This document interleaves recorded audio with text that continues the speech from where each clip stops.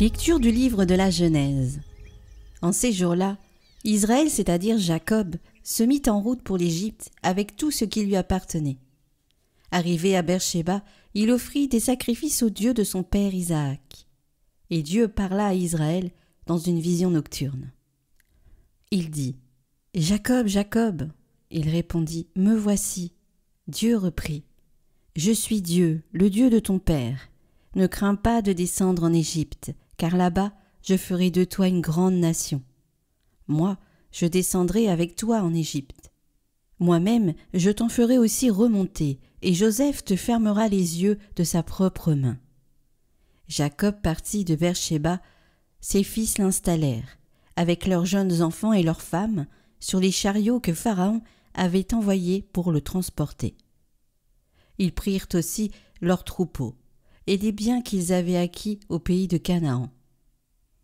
Jacob arriva en Égypte avec toute sa descendance. Ainsi donc, ses fils et ses petits-fils, ses filles et ses petites-filles, bref, toute sa descendance, il les emmena avec lui en Égypte.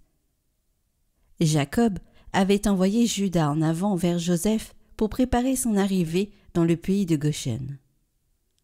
Quand ils furent arrivés dans le pays de Goshen, Joseph fit appeler son char et monta à la rencontre de son père Israël. Dès qu'il le vit, il se jeta à son cou et pleura longuement dans ses bras. Israël dit à Joseph : « Maintenant que j'ai vu ton visage, je peux mourir, puisque tu es encore vivant. »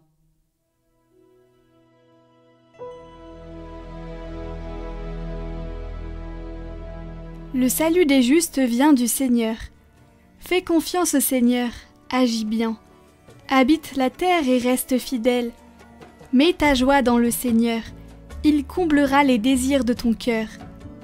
Il connaît les jours de l'homme intègre, qui recevra un héritage impérissable. Pas de honte pour lui au mauvais jour, au temps de famine, il sera rassasié. Évite le mal, fais ce qui est bien, et tu auras une habitation pour toujours.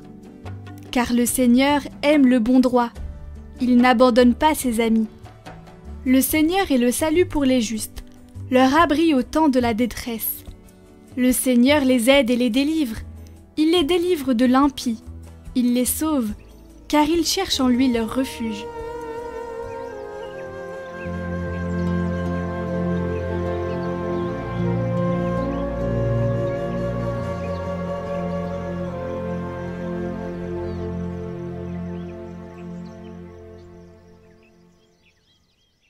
Évangile de Jésus-Christ selon saint Matthieu. En ce temps-là, Jésus disait à ses apôtres : « Voici que moi, je vous envoie comme des brebis au milieu des loups. Soyez donc prudents comme les serpents, et candides comme les colombes. Méfiez-vous des hommes. Ils vous livreront aux tribunaux, et vous flagelleront dans leurs synagogues.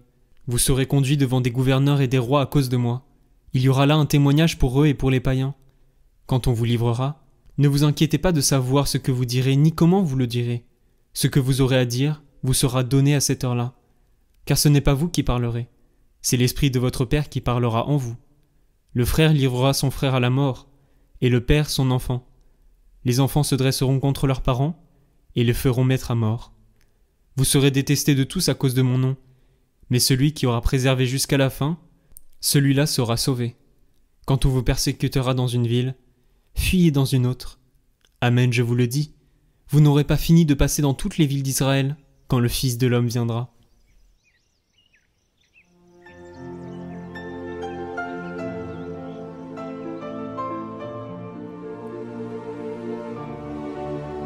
Dès que nous l'accueillons et que nous le recevons dans notre cœur, l'Esprit Saint commence immédiatement à nous rendre sensibles à sa voix et à orienter nos pensées, nos sentiments et nos intentions selon le cœur de Dieu.